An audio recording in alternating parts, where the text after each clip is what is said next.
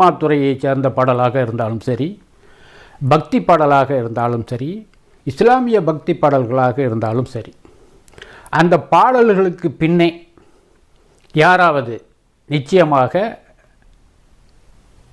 ஒளிந்து கொண்டு இருப்பார்கள். அந்த ஒளிந்து கொண்டு இருக்கும் நபர்களை, முக்கியமாக அந்த பாடலுக்கு உயிரோட்டம் கொடுத்த முக்கியமானவர்களை உங்களுக்கு தெரிய வைப்பது தான் இந்த பதிவின் நோக்கம். அதுவும் இசைமுரசு நாகூர் ஹனீஃபா அவர்கள் பாடிய எத்தனையோ பாடல்கள், அந்த பாடல்களின் பின்னே பலர் இருக்கின்றார்கள். அவர்கள் வெளி உலகுக்கு தெரியவில்லை. அவர்களை பற்றி நீங்கள் அறிந்து கொள்ள வேண்டும். அவர்கள் அந்த பாடலுக்கு என்ன செய்தார்கள், என்ன முக்கியத்துவம் கொடுத்தார்கள் என்பதை பற்றி பதிவு தான் இந்த பதிவு.